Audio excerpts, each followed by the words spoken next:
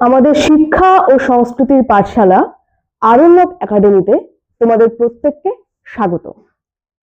যথারীতি চলে এলাম নতুন একটা ভিডিও নিয়ে তোমাদেরকে নতুন কিছু তথ্য উপহার দেব বলে। তো আজকে আমরা যে ক্লাসটা করছি তার মধ্য দিয়ে কিন্তু আমরা ক্লাস 9 এর বাংলা টেক্সট বইয়ের ভেতরে ঢুকে যাব। অর্থাৎ বাংলা টেক্সট বইয়ের একদম প্রথম থেকে আমরা শুরু করব আমাদের পড়াশোনা। বেশি কথা বাড়াবো না, মূল বিষয়ে চলে যাই। যেটা আমার বলার সেটা হচ্ছে, এই এখন যখন আমি ভিডিও করছি এবং তোমরা আমার ভিডিওটা শুনছো, সেই সময়টা হচ্ছে শীতের একদম শেষ সময়, অর্থাৎ মাঘ মাস কিন্তু পড়ে গিয়েছে।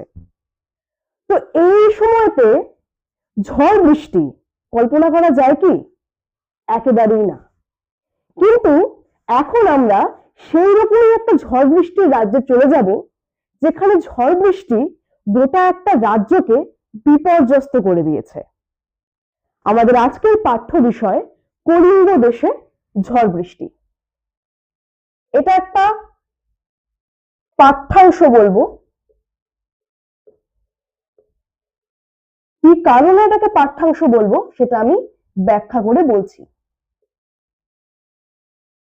এটা চণ্ডীমঙ্গল নামে একটা কাব্য, তার অংশ বিশেষ।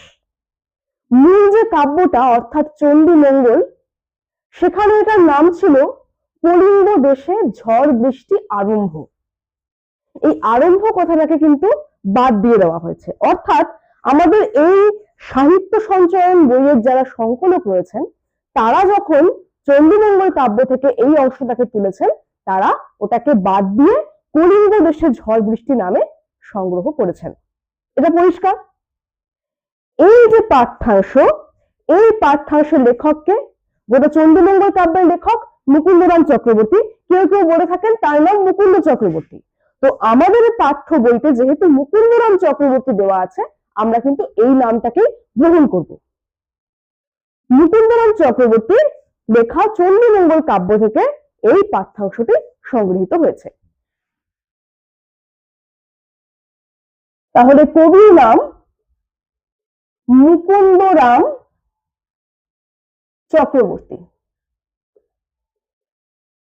পাঠ্যাংশে প্রবেশ করার আগে যেটা খুব প্রয়োজন, যখনই বই পড়বে, যখনই কোনো কবিতা, কোনো গদ্য, কোনো প্রবন্ধ, যা কিছু বলো না কেন, তার কবি, লেখক এদের সম্পর্কে একটু জেনে নিতে হয়।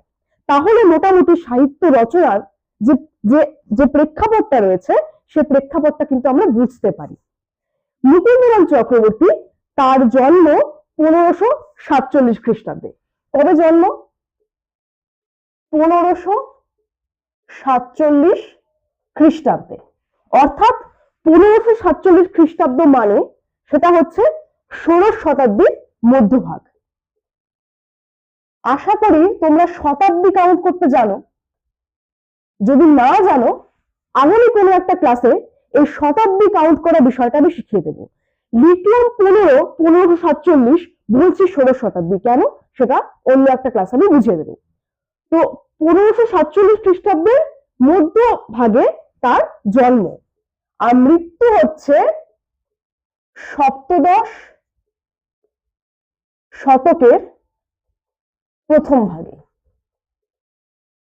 সবটাই কিন্তু আনুমানিক। কেন বলছি আনুমানিক? কারণ এটা নিয়ে বিভিন্ন গবেষক বিভিন্ন মতামত পোষণ করেছেন।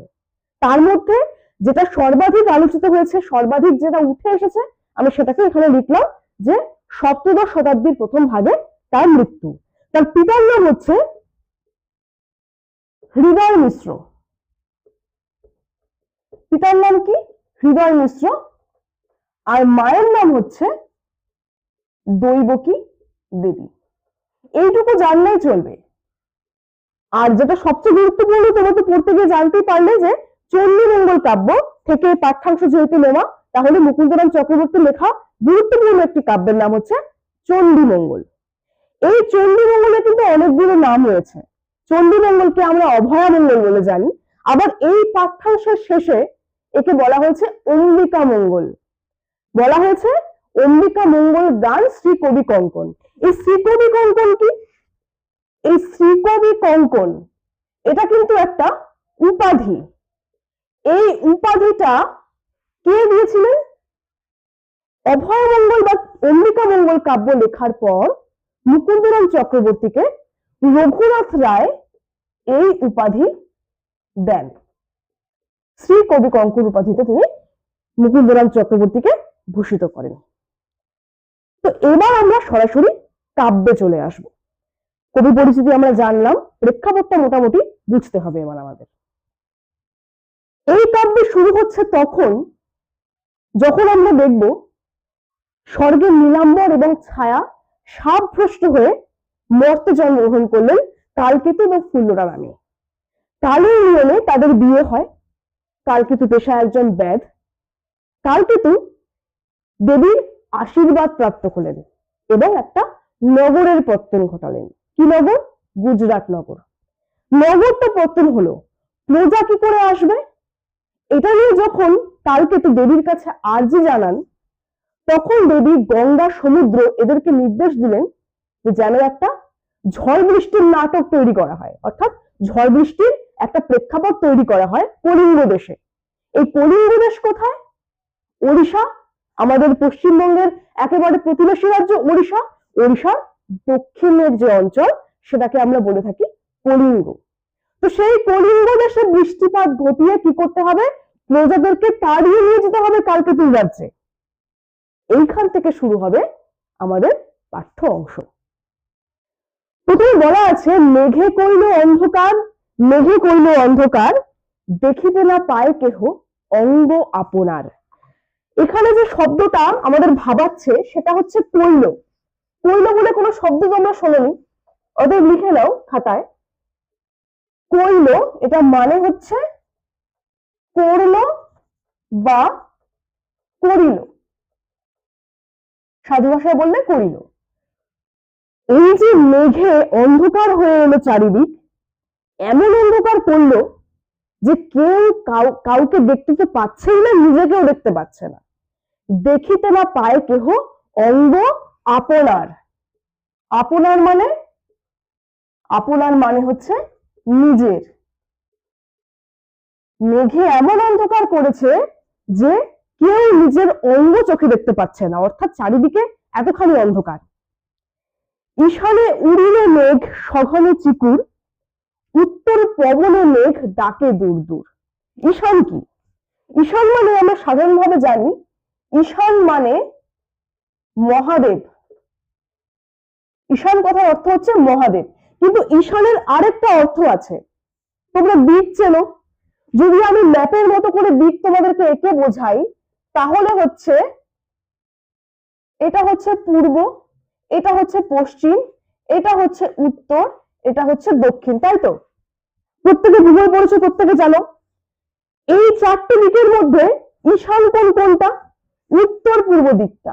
এই দিকটা হচ্ছে ঈশান কোণ। আমাদের পাঠ্য অংশে ঈশান কোণ কিন্তু এই উত্তর পূর্ব দিকের কথাই বলা হয়েছে। তো ঈশানে উড়িল মেঘ সঘনে চিকুর, ঘন মানে মেঘ, মেঘ সহ বিদ্যুৎ উড়ে বেড়াচ্ছে কোন দিকে? ঈশানে। ঈশানে উড়িল মেঘ সঘনে চিকুর, উত্তর পবনে মেঘ ডাকে দূর দূর।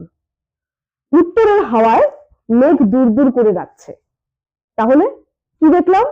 চারিদিকে মেঘে ছেয়ে গেছে, অন্ধকার করেছে, এমন অন্ধকার যে কেউ কাউকে দেখতে পাচ্ছে না, নিজেকেও খুঁজে পাচ্ছে না, এবং দূর দূর করে মেঘ ডাকছে উত্তরের হাওয়ায়। ঈশান কোণ থেকে এই ঘটনাটা কিন্তু সংঘটিত হচ্ছে। নিমিষেকে জোরে মেঘ গগন মণ্ডল। নিমিষেকে মানে? নিমিষেকে জোরে মেঘ গগন মণ্ডল। নিমিষেকে মানে হচ্ছে মুহূর্তের মধ্যে বা নিমেষের মধ্যে। নিমেষের মধ্যে গগন মণ্ডল অর্থাৎ আকাশকে মেঘ ছেয়ে ফেলেছে। চারি মেঘে বরিশে মুষলধারে জল। এখানে প্রশ্ন আসবে, চারি মেঘ বলতে কি বোঝায়? চারি মেঘ বলতে, চারি মেঘের নামগুলো লিখে নাও। চারি মেঘ বলতে আবর্ত, সংবর্ত, পুষ্কর এবং হচ্ছে দ্রোণ। এই হলো চারটে মেঘের নাম। চারদিকে চার মেঘ, আবর্ত, সংবর্ত, পুষ্কর এবং দ্রোণ। এটা পরিষ্কার করে লিখে নেবে, পরীক্ষায় কিন্তু এখান থেকে প্রশ্ন হয়। এই চারটে মেঘের নাম দিয়ে কিন্তু প্রশ্ন আসতে পারে যে চারি মেঘ বলতে কোন চার মেঘের কথা বলা হয়েছে। তাহলে চারি মেঘ কি বুঝলাম? আবর্ত, সংবর্ত, পুষ্কর এবং দ্রোণ। তো নিমিষেতে জোরে মেঘ গগন মন্ডল, চারি মেঘে বরিশে মুষলধারে জল। অল্প বৃষ্টি হচ্ছে না, রিমঝিম বৃষ্টি হচ্ছে না, মুষলধারে খুব জোরে বৃষ্টি হচ্ছে। কলিঙ্গে উড়িয়া মেঘ ডাকে উচ্চনাদ। আমি আগে বলেছি কলিঙ্গ দেশে হচ্ছে বৃষ্টিটা, ওড়িশার দক্ষিণাঞ্চল কলিঙ্গ। এই কলিঙ্গটি তোমরা একটু ভালো করে লিখে নাও, কখনো বুঝতে যদি অসুবিধা হয় এই নোটগুলো বারবার ঘেটে দেখবে। কলিঙ্গ মানে হচ্ছে ওড়িশার দক্ষিণাঞ্চল, এটা কি বলা হয়? কলিঙ্গ। তো কলিঙ্গ দেশের উপরে তো মেঘ উড়ে বেড়াচ্ছে, কলিঙ্গ দেশে বিপর্যয় ঘটছে, এই বৃষ্টিপাত কলিঙ্গ দেশে ঘটছে। তো কলিঙ্গে উড়িয়া মেঘ ডাকে উচ্চ নাদ। নাদ মানে কি? নাদ মানে হচ্ছে ধ্বনি। নাদ মানে লিখে নাও, নাদ মানে হচ্ছে ধ্বনি। উচ্চ স্বরে, উচ্চ ধ্বনিতে মেঘ ডাকছে, জোরে জোরে মেঘ ডাকছে। প্রলয় বনিয়া প্রজা ভাবয় বিষাদ। প্রলয় বুঝতে পারলো, প্রলয় মনে কষ্ট হচ্ছে। হুড়হুড় দূর দূর বহে ঘন ঝড়, বিপাকে ভবন ছাড়ি প্রজা দিল রড়। রড় মানে হচ্ছে, রড় মানে হচ্ছে দৌড়। যখন প্রজারা বুঝলো যে তো ভয়ঙ্কর বিপদ, কেউ কাউকে দেখতে পাচ্ছি না, কেউ কারো কথা শুনতে পাচ্ছি না, এমন অবস্থায় প্রজারা কি করলো? বাড়ি ছেড়ে বেরিয়ে গেল। ভয়ঙ্কর বিপর্যয়, বাড়ির উপরে তো সে বিপর্যয়ের আক্রমণটা হচ্ছে। ওরা বাড়ি ছেড়ে দৌড়ে বেরিয়ে গেল। কেন বেরিয়ে গেল? বললাম, বুঝতে পারলে? বিপর্যয় তো গোটা রাজ্যকে গ্রাস করে ফেলেছে, এই বিপদ থেকে কিন্তু কারো নিস্তার নেই। অতএব বাড়ি ছেড়ে তারা দৌড়লো, সবাই মিলে বাড়ি ছেড়ে বেরিয়ে গেল। এই ঝড়ের পরিস্থিতির মধ্যে আরেকটা যেটা হলো সেটা হচ্ছে ধুলে আচ্ছাদিত হইল যা ছিল হরিত। যে ছিল হরিত। হরিত মানে হচ্ছে, হরিত মানে কি? হরিত মানে হচ্ছে সবুজ। যা কিছু সবুজ ছিল, সবুজ কে থাকে? সবুজ থাকে শস্য। সমস্ত শস্য, এত ঝড় হয়েছে, এত বাতাস বইছে যে ধুলোয় আচ্ছাদিত হয়ে গেছে, ধুলোয় ঢেকে গেছে। আর উলটিয়া পরে শস্য প্রজা চমকিত। শস্যের ভান্ডার উল্টে উল্টে পড়ছে। ওই দেখবে তোমরা যখন ধান তুলে রাখা হয়, বোঝা করে রাখা হয়, এই বোঝাগুলো সব হয়তো উল্টে উল্টে পড়ছে। এজন্য বলা হয়েছে উলটিয়া পরে শস্য প্রজা চমকিত। প্রজারা চমকে উঠছে। এতক্ষণ কি দেখলাম আমরা? কি ঘটছে তাহলে? কলিঙ্গ দেশ, যেটাকে আমরা বলি ওড়িশার দক্ষিণাঞ্চল, সেইখানে একটা ভয়ঙ্কর বিপর্যয় শুরু হয়েছে। কেন? দেবীর আদেশে শুরু হয়েছে। দেবী গঙ্গা সমুদ্র এদেরকে নির্দেশ দিয়েছেন যেন সেখানে কৃত্রিম ঝড় সংঘটিত করা হয়। সেই ঝড়ে কিন্তু ঘটছে, এবং সেই ঝড় যখন ঘটছে তখন কলিঙ্গ দেশে কি পরিস্থিতি সেটা কিন্তু এখানে তুলে ধরা হয়েছে। কেউ নিজের অঙ্গ দেখতে পাচ্ছে না, চারিদিকে একটা ভয়ানক পরিস্থিতি। উত্তর পূর্ব কোণে মেঘ সঞ্চিত হয়ে গগন ঢেকে দিয়েছে, গগনকে আবৃত করে দিয়েছে। এই অবস্থায় প্রজারা ভীষণভাবে বিপাক বোধ করছে এবং ঘর ছেড়ে তারা দৌড়ে বেরিয়ে যাচ্ছে। এবং যা কিছু শস্য ছিল সে সমস্ত শস্য কিন্তু ধুলোয় আচ্ছাদিত হয়ে গিয়েছে। এবং এখানে যেটা আমরা সবচেয়ে গুরুত্বপূর্ণ বলে জানলাম, যেটা প্রশ্ন হিসেবে আসতে পারে, আবারও বলছি, চারটে মেঘের নাম, এটা কিন্তু প্রত্যেকে খাতায় তুলে রাখবে। আবর্ত, সংবর্ত, পুষ্কর এবং দ্রোণ। আজকে যেটুকু অংশ পড়ালাম আজকে এটুকুই থাকবে, কারণ কবিতাটা অনেক কিছু বোঝা রয়েছে। পরবর্তী অংশ আগামী কাল পড়াবো। এখান থেকে যা কিছু তোমাদের বুঝতে অসুবিধা হবে এই ভিডিওর কমেন্ট বক্সে প্রত্যেকে কমেন্ট করে জানাবে, এবং ভিডিওটা বন্ধুদের মধ্যে ছড়িয়ে দাও, শেয়ার করো, অসংখ্য কমেন্ট করো, এবং আমাদের আরণ্যক একাডেমি ইউটিউব চ্যানেলকে সাবস্ক্রাইব করতে কিন্তু একেবারেই ভুলবে না। ধন্যবাদ।